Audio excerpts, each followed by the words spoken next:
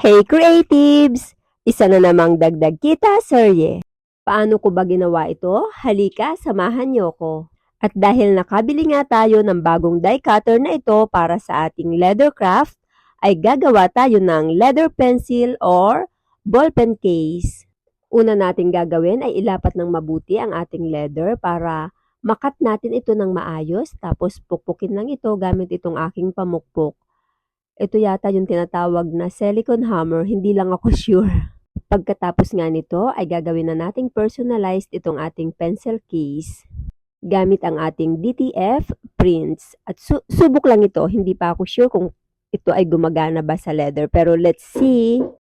At kita nyo naman, mukha yatang successful ang ating DTF prints. Pwedeng-pwede rin pala ito sa mga leather na katulad nito. Kung naghahanap ka ng simple pero useful na pang back to school, eto na yon ang ating gagawing handmade leather pencil case na personalized kaya mas espesyal gamitin. Pagkatapos nga nating lagyan ng pangalan ay inassemble na natin ito gamit itong ating mga buttons na ito, tapos inilock ko lang yan isa-isa.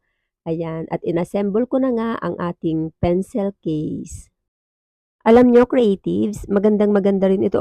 Perfect siya para sa mga students, teachers, and kahit yung mga nagtatrabaho sa office.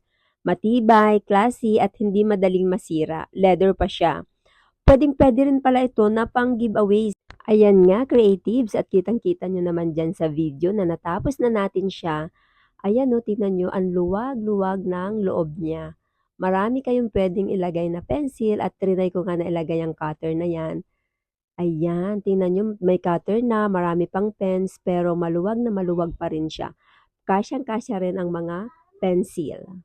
At aminin natin, mas nakakakilig gumamit ng mga gamit na may pangalan mo, di ba? Order na habang hindi pa fully book ang paggawa natin. Thank you so much po sa lahat ng sumusuporta sa aking small business, Sushikai Craft Prints. At pwedeng-pwede rin po pala itong panregalo dahil ito pong dalawang ginawa kong ito is pangregalo po. So, thank you so much, creatives!